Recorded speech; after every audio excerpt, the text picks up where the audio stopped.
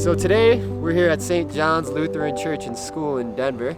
We're going to perform some core samples to find out what type of systems we're dealing with. The first sample we're going to cut is an EPDM, so you're going to need to make sure you have some primer with you, some cleaner, a rag to make sure you get the roof nice and clean. You're going to want a small hand roller and a roll or a piece of uncured cover tape. Performing a core sample is a vital piece of understanding exactly what you're dealing with on a roofing system.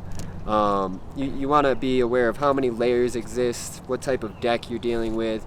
All of this is going to be very important when you're putting together your quote. You want to know if there's structural taper, if there's going to be damage to the substrate, what type of substrate, so you can design your roofing system, whether you're going to be using fasteners or a low-rise adhesive to adhere to it.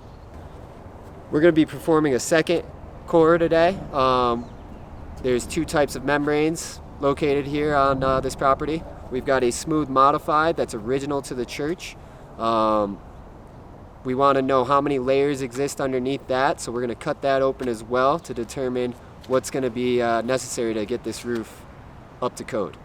So this is potentially part of the reason why this roof lasted so long, because the hot tar acts as its own waterproofing system. Waterproofing. So how do you get it off? That's tape right there. So our adhesion test that we performed up here, which we did right behind Walter,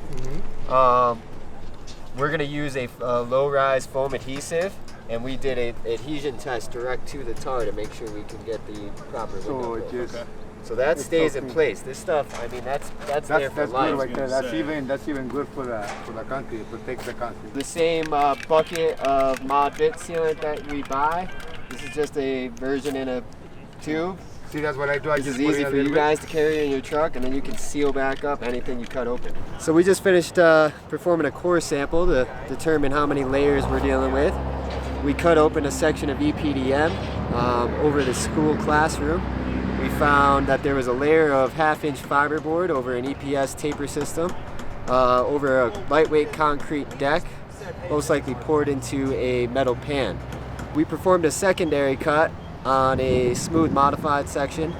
This section of roof is original to the church. It was one layer of modified directly over a structural concrete deck.